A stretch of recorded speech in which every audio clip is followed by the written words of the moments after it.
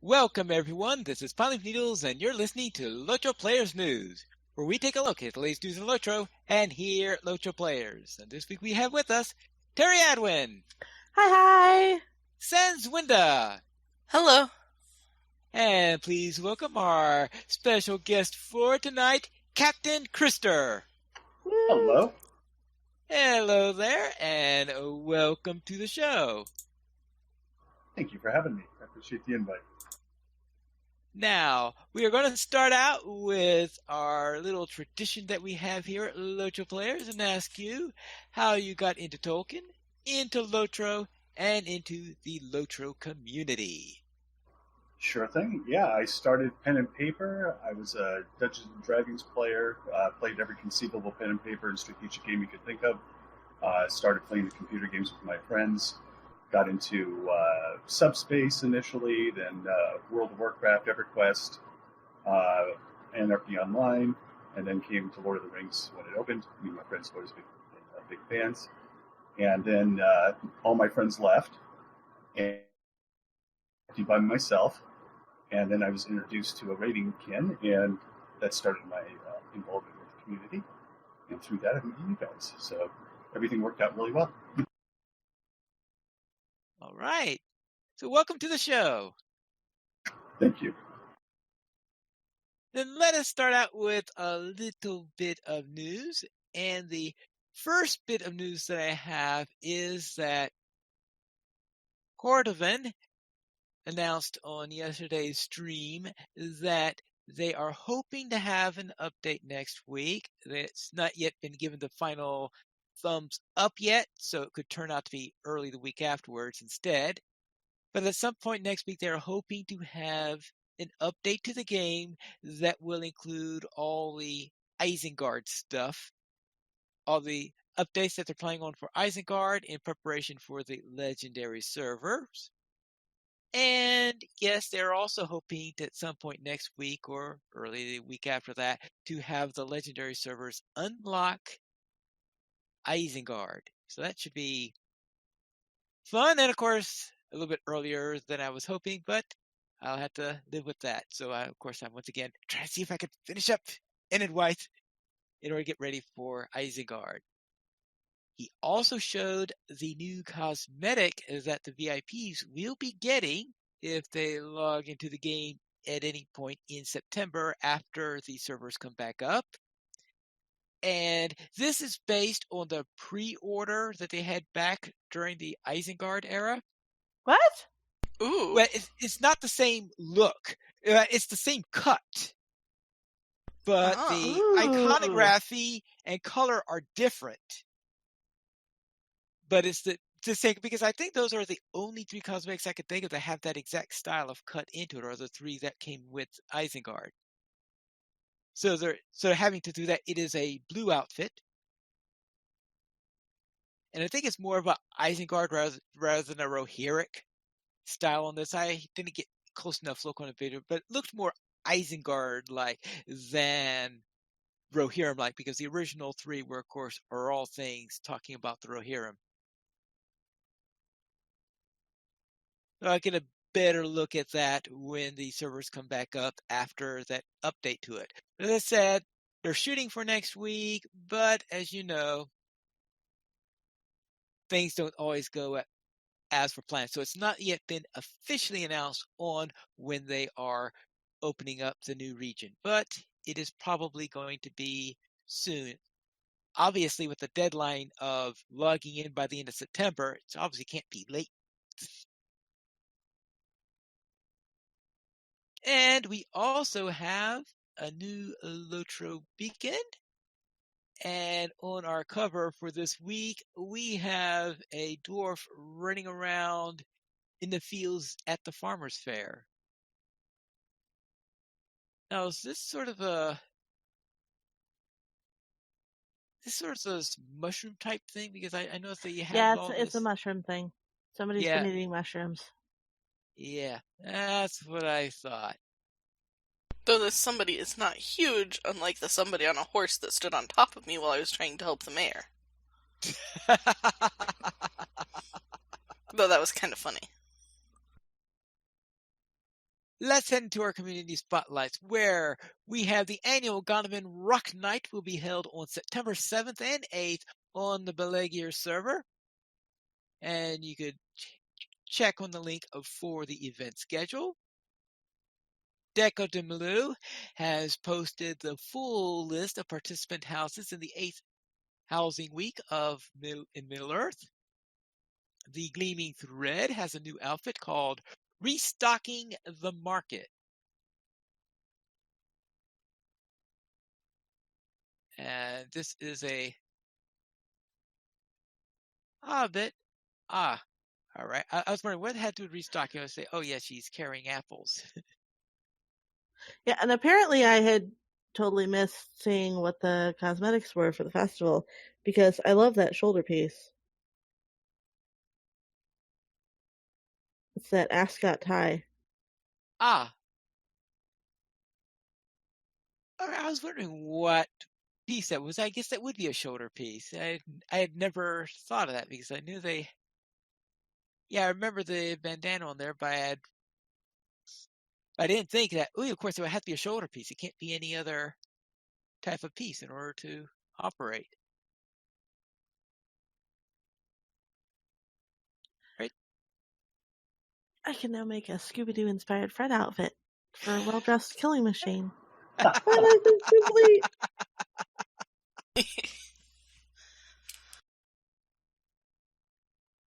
And there will be an elven. Oh, that is. Never mind on that. That was a fishing party that was on Friday. Already passed. So let's go into the Kin Hall, where the Council of the Secret Fire is a kin on Langeville and Honor servers who are seeking allies against the enemy. They're a casual kin focused on their love of the game, and you could check out for more information on how to join. Now comes the question of the week for our weekly comment. What's so special about Farmer Maggot's mushrooms?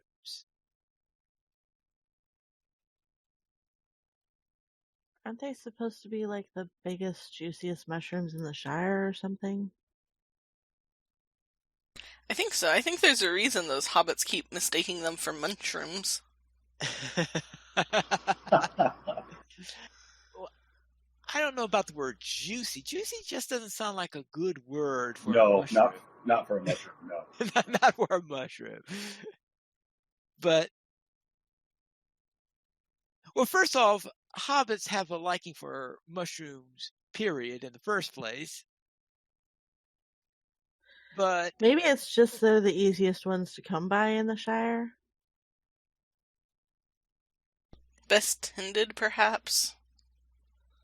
Well, yes. Maybe he has the biggest or the most flavorful mushrooms in the Shire, and that people come towards Farmer Maggot. I mean, they're not the best guarded. There's only 3 dogs. Well, yeah. Actually, maybe the soil is churned well by some maggots that are inside the soil that help to churn the soil in order to give it the perfect texture in order to grow the mushrooms. Maybe it was the worms from the latest movie. Right, because now you know where all the sickle flies are in their larval state. They're in Farmer Maggot's garden.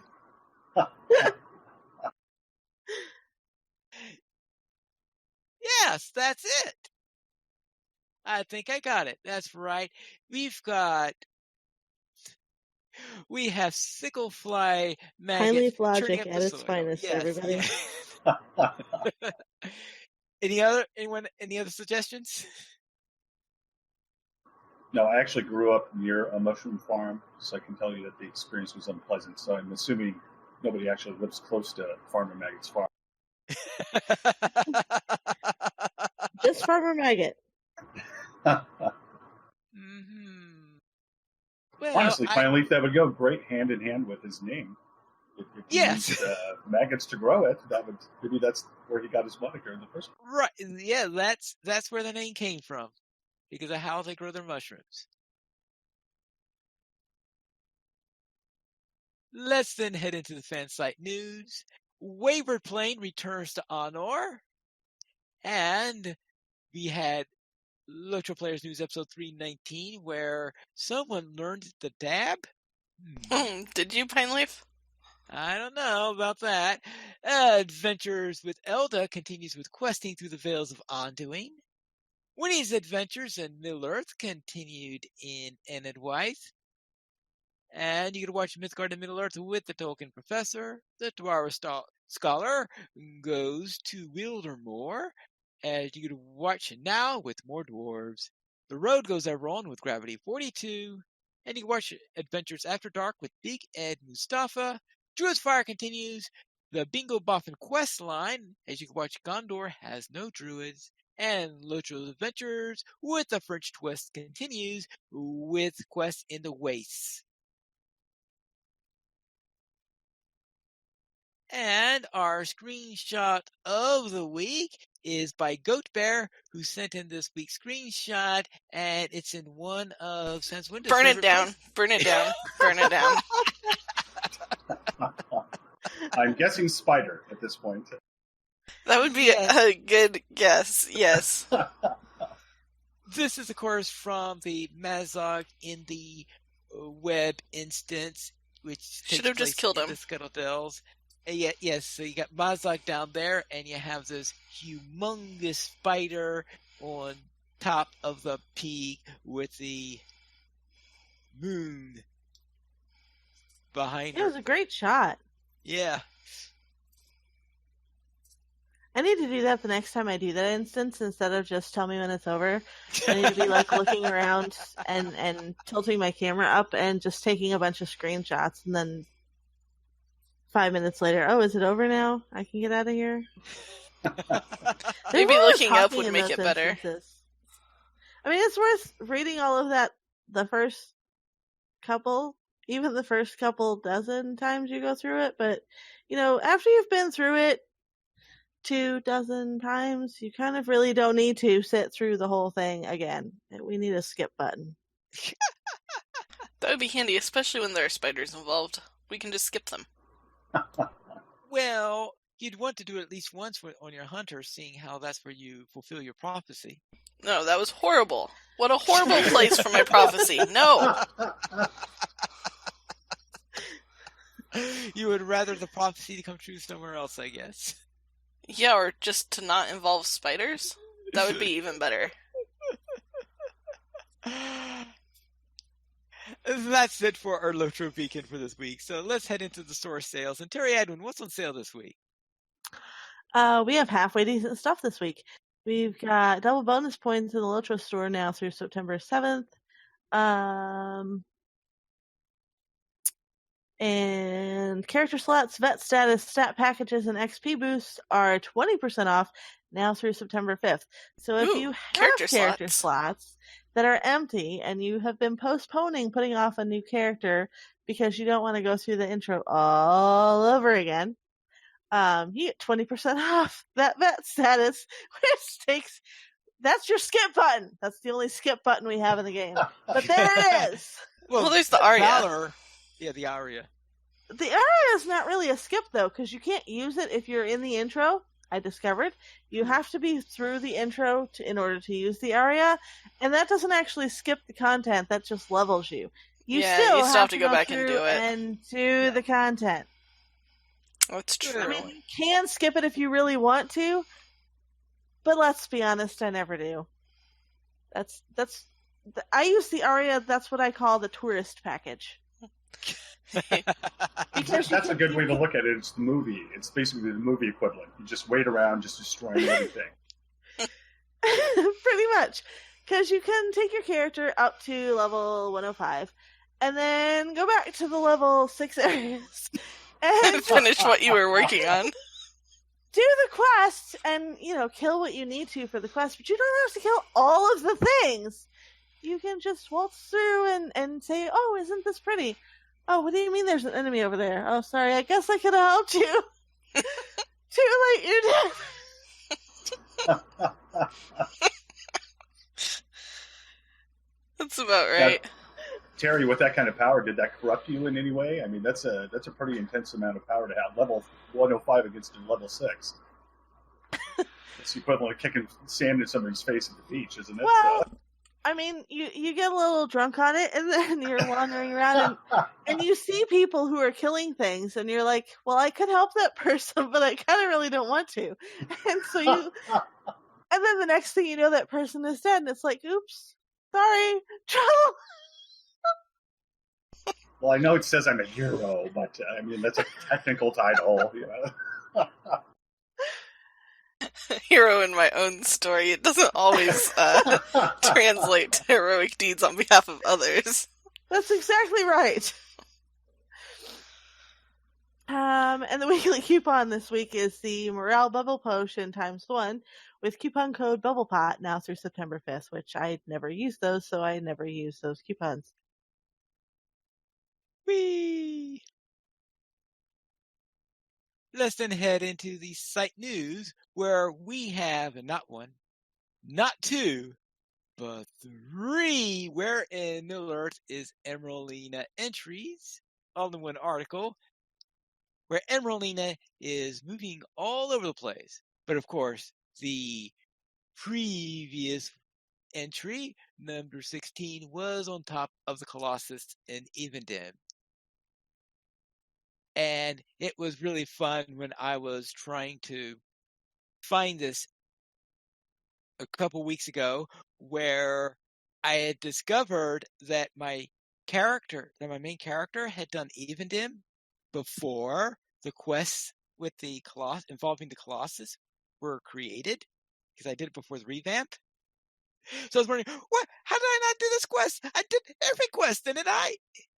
The quest didn't exist back in those days. Oops. So I quickly ran them and got on top, and I was able to see it there. But this week, we have 3 of them, and it looks like Emeraldina has a partner. She might have talked another hobbit into adventuring with her for a bit, yeah. Mm-hmm. It looks like you're trying to be sneaky at one point. We were actually toasting. That was just a good place in the toast emote for a funny picture. That's a toast emote, okay. That is a toast emote. It ended with us splashing beer all over. Ah, alright. I didn't recognize the toast. Oh, that's why you're holding mugs. Alright, I guess that makes sense then. Yep.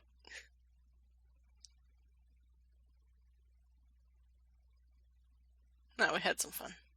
You had some fun with that. Alright, so that is this week's Burns, Middle-earth, and Emeraldina. See if you can figure out where all 3 of these locations are.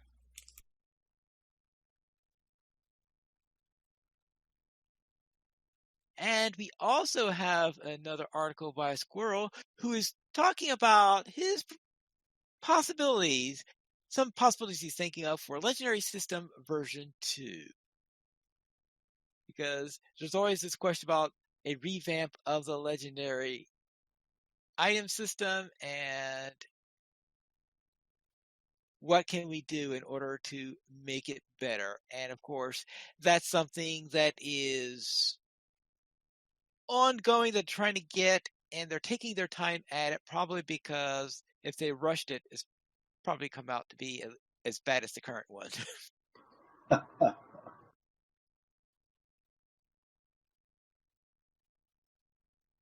But yes, these are all his.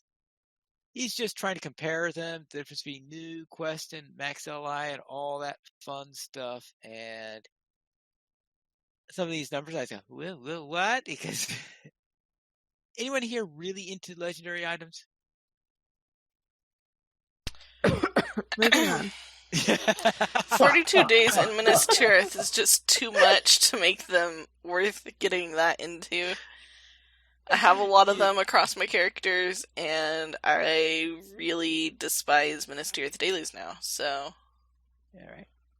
Krister, do you have any experience in LIs, or do you just yeah, so I guess, the introduction of LIs was great. I think the imbuement part made sense. I would love to see the legendary system expanded to armor as well. I don't know why armor wouldn't be included in that. I think that would be pretty cool. Yeah, basically when you're raiding, you're always going for trying to fine tune the best you can, and I find that paying attention to my allies and how they're built just makes me do that much better when I'm in my specific roles. Yes, raiding. I was going to say, I should say that I have learned the benefit of a finely tuned and prepared ally, and it's pretty awesome. So that's why I have continued to put in days in Minas Tirith for my characters who need good allies, but I wish there were other ways to get them up to speed. Your non-raiding characters, don't bother. You hit it right on the head. That's how I feel too. I've got basically the captain as my raider. Everybody else that I have just supports him. So their allies are secondary, but his are where I want everything as best as I can get. But everybody else is inconsequential. It's really if I'm going to be doing the high tier rating, I've just got one character basically. So. But I would hate that too. I see so many of my friends have all these characters and just doing that grind over and over again. Sans, that's where that would just drive me crazy. I just don't like the grind part of it too much. So I can't imagine doing it for like 10 weapons, or 10 legendaries. Right. I got my hunters up to speed and then decided to level the mini. And yeah, maxing out her healing allies was about all I accomplished on that. I was like, yep, the other ones can... I mean, she doesn't really need to do that much damage. Her whole purpose was to be able to heal in a raid well, so those ones are good, and her other ones are still a work in progress, because there's only so much grinding I can do and still function. Exactly. I don't recall that part in the movies or the books where they were grinding, So. Right, or where, after saving Minas Tirith, they show up every day after that, and then they're told, I hope the Rohirrim arrive before it's too late. Shame you couldn't see it in better days. Or, yeah, welcome to Minas Tirith. Shame you couldn't see it in better days. Yeah, they glossed over that in the movies and books. They really need to have added some dailies into Minas Tirith for after battle, where they're talking about that it was a glorious victory and we were saved and stuff like that. Or we hope that the host is successful in their attack on Mordor or something like that. At least not talking about. I hope the Rohirrim come in time. Right. Or just hey, nice to see you again. Just an acknowledgement, hey, we've been here for forever now. Yeah. Or, some new ways to earn the Scrolls of Empowerment. That would be nice. Well, there is that. Yeah, I was a little bit surprised they took away the key exchange. And because you used to be able to get those keys and exchange them for the scrolls, right? Am I thinking? Was it the scrolls or the? Oh, were those scraps or pieces of the key that we traded in for keys? I don't remember keys. now. I'm sorry. I was thinking of the black keys themselves. Those parts that they would assemble for the black keys, and then they took that away. Yeah, they did. Which was. That's what it was. Yeah, that made doing the Mordor dailies worth it, and I haven't done them since they took that away. But the Scrolls of Empowerment, as far as I can tell, the best place to get them for your allies is still Minas Tirith. Because if you do all 3 dailies, you can get 6 scrolls. Or 6 to 8. Yeah, and what does it take? I haven't really thought about this too much, but how much does it take to actually take a weapon from nothing to maximum? More than 151 scrolls per weapon. Oh my goodness. Yeah. Yeah, I could just do that for my captain, and then I would have to regrow my hair that I ripped out of my head. Pretty much. Yeah, that grind would be amazing. So that was what was nice about it is when it was introduced, I didn't have that far to go, and my weapons are already up there quite a bit. Right. And imbuement was a thing before I ever got to level 100, so I had to catch up. You had to catch up a little bit. Oh, On well. multiple alts. Oh, well. But yes, we'll have to see what happens in the future, because when they do make the changes to the LI system, the other thing they have to take into account is to make sure that all the effort that you put into your imbued legendary items aren't completely lost, because I know that some people will be not very happy if that happens. Without a doubt, yeah. Yeah. After more than 84 days in Minas Tirith, yeah. Now, let's head on and have our main discussion for this week, and this is where Christopher comes in, because we wish to discuss the captain and what the recent updates to the captain have done to playing that class. Yes. So overall, Captain is my favorite class. I love it. I fell in love with it right at the beginning. It's like playing a symphony to me. So overall, I do not mind the majority of the changes. However, there are a couple I have to get used to, and I have to believe that my fellow captains are feeling the pain on this. One of them was the Cry of Vengeance. You have to be stationary when you use it, and I'm still trying to fit my head around a decision with that, because the captain to me was always a very mobile, moving around type of class, especially in raiding. You're running around doing a bunch of different things. So I have to get used to it, and I've actually, I'm going to admit this, I've actually royally screwed up a couple pulls because people would fall, and I'm sitting there running around trying to res them while I'm sitting there pressing my button as I'm running around, wondering why they're not up, and then I realize right before I die and we lose that, oh yeah, I needed to be standing still. So I'm still getting used to that one. And the other one that frustrates me is the timer on the marks now. I would like to understand that one as well, but that's more of just I have to get used to it. But overall, I'm still feeling it out. I'm fine with most of the changes. I like the fact that Kick had his cooldown reduced. I like the ability to give us a little more consistency in being able to interrupt. All right. Healing. I'm mainly play yellow with a lot of healing increases, and so I'm still kind of feeling that out. But overall, I'm okay with what I've had so far. It's just getting used to those two primary ones. Cry of Vengeance is such a vital element in a raid, especially if everything goes south, that not being able to get that off in a timely fashion, just getting used to having to stop, has been costly for me so far. So.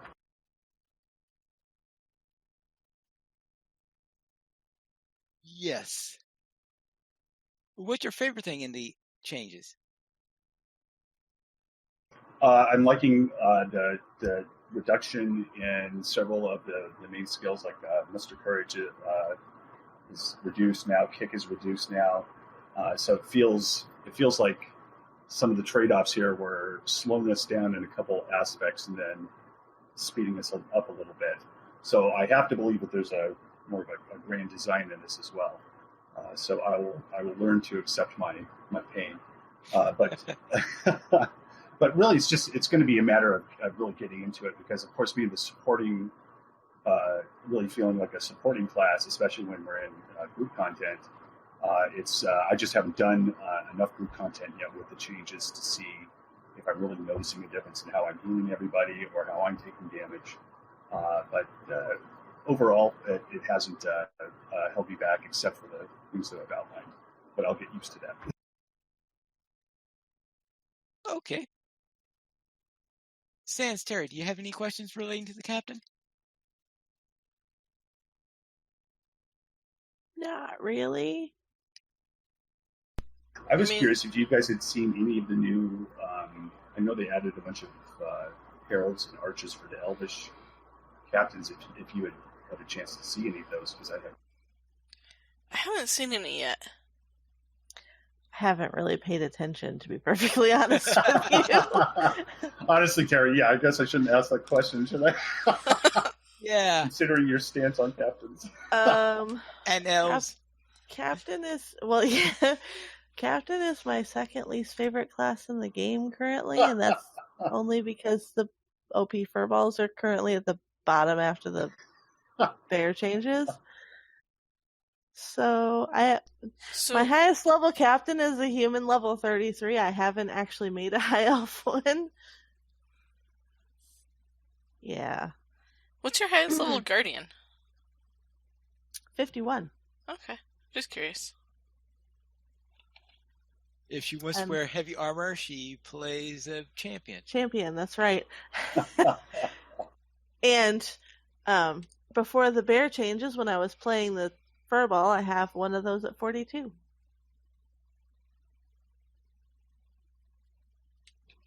She's still there. I haven't deleted her. I won't play her again, but I haven't deleted her. You won't play her. She just remains as a reminder. That's right. It's just a reminder. I have one question. What are your favorite levels for playing as a captain? Like, were there levels that seemed better than others for soloing, or? For me personally, I never understood people's complaints about captains in terms of solo or not doing damage. But conversely, I'm used to a captain, so I wasn't a champion or a hunter right away. So I was never I never looked at it in the framework of these high DPS classes. So I always thought the captain could plod right along and do whatever he could.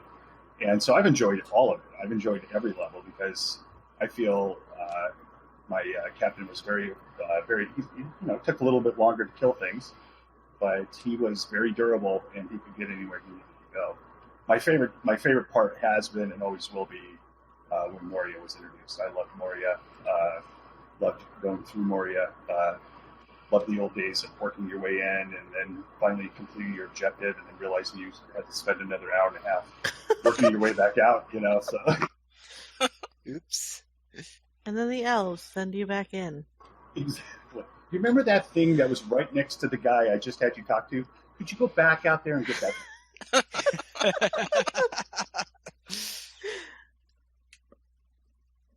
Yeah, but I've just had, for me, it's just, I fell in love with the captain right away. I knew it was the class for me. I played pet classes in the past.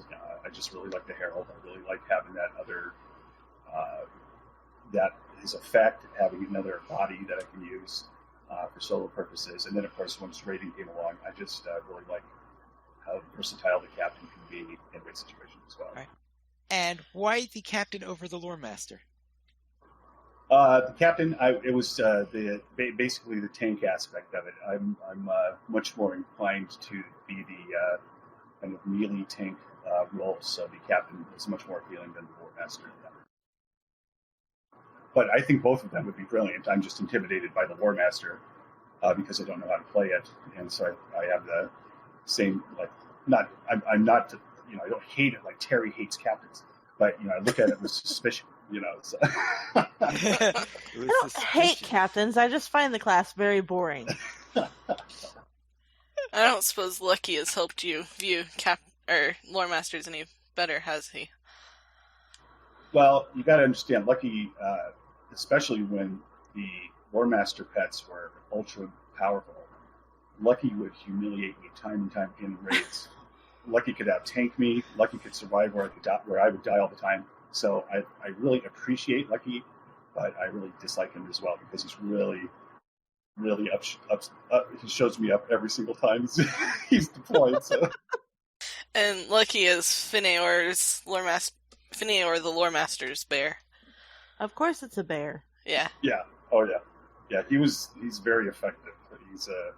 So I do absolutely appreciate the Lore Master's capabilities. It's just really the captain was the appeal to me because I like to be right in the thick of it. and I liked the heavy armor aspect of I have a question. What's your favorite war steed to use with a captain, and why? it. Every one, I have all the war. I dress like a schlub in real life, but I have a cosmetics issue in LOTRO. So I have all the war steed. I like the heavy war steed everywhere. I use the heavy war steed across all the tunes that I have. My minstrel rides a heavy war steed. I love trampling things if I can. So I get very frustrated when I enter zones where I can't trample, or I can't speed my horse up either because the heavy war horses don't go as fast. But I like my favorite one of all time would have to be the original Captain War Steed look cosmetically. So heavy War Steed with the War Steed cosmetic bundle. I think that is one of the best looking horses. And of course, let me say something else about War Steeds. Since I started riding War Steeds, I can't go back to riding the little dogs that are now the regular horses. They're just little tiny dogs. You shouldn't be able to ride anymore. You should just ride War Steeds. Oh well. Do you have your War Steed drift? Do you mean like intentionally or unintentionally? Well, I mean, does it stop when you take your hand off of the keyboard? Yeah, I have or the deceleration. Yeah. So embarrassingly, I feel like I can drive my war steed really well because I played Grand Theft Auto 5, and the controls for driving the car and driving the horse are very similar. So I really enjoy riding the horse around, and I really enjoy trampling. I've gotten to the point where I can like hit something with trample, then hit it again and hit it again and hit it again, and then if you hit it just right, you can literally make it fly about halfway across the zone, and so that's fun. That's just a fun thing. If I could trample all the brie, I would. So. Sorry for interrupting you, Pineleaf. If you were saying that was different than your preference? What, the riding a war steed instead of a horse? Oh, that had to do with, remember how we often refer to war steeds as suicide horses and regular horses as sensible horses? Yeah, they've been trying to convince me that I should ride a more sensible mount instead of my suicide speedster. Yeah, there have been a couple points where I've flown off a cliff inadvertently, so... Well, it's really easy to get yourself killed on a suicide horse. It is. I've been one of those people that's sailed off a cliff. Although in my defense, it was due to lag. My champion almost died in Mordor last night. I was on a war steed. We were riding through through Dora Marth on our way to Logash from Dingarth, and just riding down the road full speed on a light war steed because I wanted to go fast, and suddenly lagged and rubber banded sideways into the flaming side of the road, and almost like died by the time I got control back. Got out of the fire. I'm still like flaming. I'm like, something's shooting me as fire like comes from behind me into me. I'm like just running down the road now as fast as my little dwarf legs can carry me because I fell off my war steed. And I was with Cinders and Keosaurus, and they're both just laughing. Cinders was like, stop moving! She was on a minstrel. But I wasn't paying that much attention. I was like, no, this thing's gonna kill me. I've gotta keep running. And Key's like, there's a dragon chasing you! And, yeah. It was fun. But I almost died because I was worst eating down the road properly, even. See, Sans, if my mini had been there on her heavy steed, I could have just trampled that dragon away from you. Exactly. But yeah, my Cinders' mini ran up and healed me as soon as she got me to pay attention and stop, and we killed the Drake, and it was all fine. But definitely made for a funny few moments of running away. Yep. Typical night with Sanswinda. It's not atypical. He's right.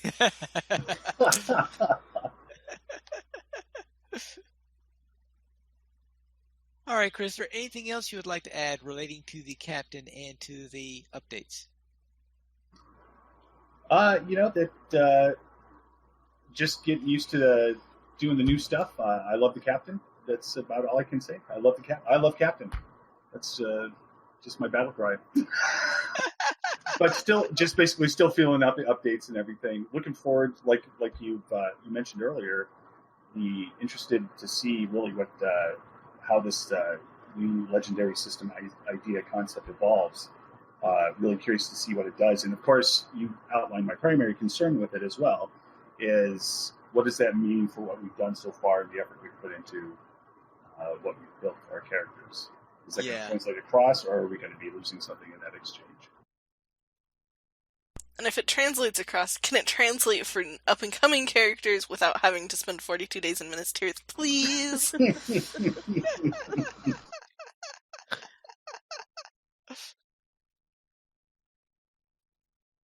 Yes, there is that. So let's head by that time it might be something like 54, but let's not have that either, please. Oh, you don't want them to increase it. No. Then let's head into our new player question for this week. And Sanswinda, what is the question? This question also relates to captains. Which Captain Herald is the best to use? Well, for me, solo or group content, I would be going with the Herald of Hope. Always, the captain's primary goal should always be, if I survive as long as I possibly can, I benefit everybody. So I like to use the Herald of Hope, who I think is the best one. The Herald of Hope. So the Herald of Hope helps you stay alive. That's right. Yep. Yeah, morale boost. Maybe I should try that. Yeah, even when I'm playing Red Line and raids, depending on how we're doing, I might deploy that Herald of Hope as opposed to my damage Herald, just to give the group a bit of mitigation. And that's also, of course, with usually in Red Line for raids, I'm usually wearing my tanking gear anyways for the occasions and everything. But yeah, just to survive, I think is the primary point of a captain, Right. And what is your favorite line? Oh, yellow, without a doubt. Yellow. Yeah, once I realized that I could switch, once they made the changes to the yellow lineup way back when, and we got that morale boost, I always believed in having gigantic morale. So that suited me just fine. So yeah, yellow and captain. What is your current morale? Do you know? It's not. I'm not. I've seen much higher morale, but right now I'm sitting at 335 fully buffed. Nice. And raid mitigated too. I'm finally at T2 raid ability with the handle now, so I'm feeling good about being able to. Now everybody else has to survive. That's the. Yeah, there is that little detail. Let's head into our week in LOTRO. And Sanswinda, what were you up? Well, with the Girls of Middle Earth this week, I took my level 84 captain slaying in Wildermore and gained a level. So I now have a level 85 captain. And yeah, I might have to take her out with a Herald of Hope and see what she can do. So, well, she'll survive probably. She'll probably survive. Yeah. Yeah, she has not gotten nearly as far as I thought she was going to, but she's doing pretty good. And yeah, had fun in Wildermore. And then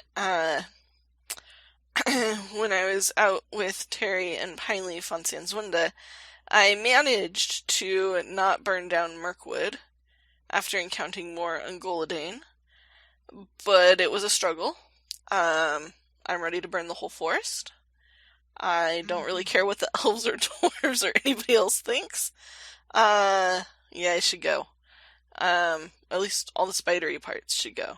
If they can figure out a way to, like, fireproof the rest of it, that's fine. But we've got to deal with this spider infestation. It's bad. Like, yeah, no, that's bad. Well, not only that, but it's Radagast's fault. Maybe Radagast can set the fire, and I'll just port us all back to Michelovi. I'm okay with this. But yeah, no, it's not okay. Not good. And here I was thinking, like, this new area is going great. Like, I'm totally fine with going into Goblin Town, even though I fell through the floor. I can run this campaign to for the goblins. Like, that's gonna be fine. I'll help them with their politics. Well, taking out some goblins, and I can help with the wood trolls and try to find some snacks for Veg Bar, but no, too many spiders. Not good. Not good. So we've got to get out of there, or Mirkwood might burn. If I had the ability to set things on fire in game, actually, it would probably already have been burned about the time of the screenshot of the week. But yeah. So did that this week, and then Cinders and I accompanied Farrar and Gimli on a visit to the Stout Axes in Lugash. And it was Farrar, Kiosaurus's Dwarf Guardian's first time there, so that was pretty cool.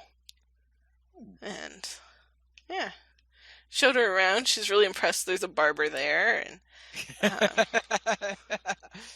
yeah, so we had some fun. Their beards at the perfect state. Exactly. And we had some fun admiring their outfits and tattoos and hairdos that are all very similar. Yeah, so that was pretty much my week. How was your week, Krister? Well, I had I'm an inherently unlucky person in real life and in game. So I had an amazing week where we did a Fickle Gundu T5, and I managed a level 396 gold cloak. Nice! One of the best things I've ever come across in my career in LOTRO, and it actually is a very nice looking cosmetic as well. That's awesome. And then I went from that high to the low of embarrassing myself in a poll so badly that I was getting basic instructions on how to be a captain. Ouch. A little bit, yeah. So the highs and lows, I get to experience them all this week. And Standing Stone, to this day, continues to ignore my petition to be able to utilize Dragok as one of my mounts. So that would be epic. I know right where I put the saddle, and I know right where I'd ride him, and he better have trample and be able to trample people with this. You'd never go back to riding a horse of any kind. Oh, heck no. Maybe what I'd do is I'd have a war steed in each claw, and then he could drop war steeds onto the battlefield as he flies. That'd be pretty awesome. You like that scene in the Hobbit movie where the eagles drop Bjorn down? That's right.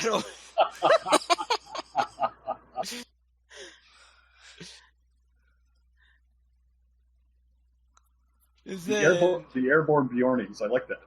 Yes. That sounds like a good military division there. Oh boy. And for my week in Lotro, first off, on the Honor server, my warden there reached world renown finally. Yay! Yay! Hey, Correct. that's a long one to get. I had 2 goals for this year. One of them was to get world renown, and the other one was to get Skirmisher of Middle Earth. And we've got both. Yeah, I got both now. Yay! Then during the field trip, we started on Volume 1, Book 5, where we're going out into the Misty Mountains and doing things for the dwarves in order to find out where a certain ring wraith is. We didn't quite finish it, but we did go all around the place and post warning signs for the dwarves. And then in Friday Night Fights, we ran the Dol Guldur Skirmish Trilogy.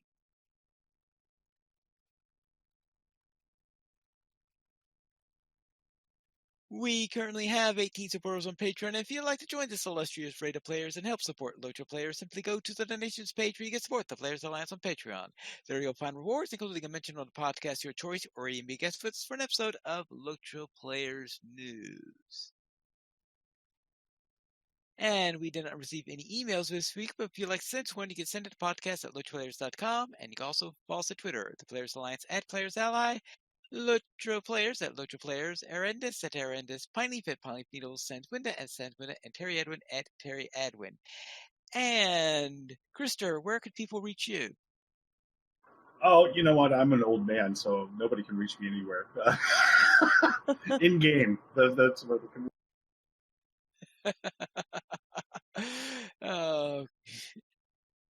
No means to reach you. The Players Alliance has 2 live shows on Mondays at 7 p.m. UC time. We have DDO Players News, and on Saturdays at 8:30 p.m. UC time, we have LOTRO Players News.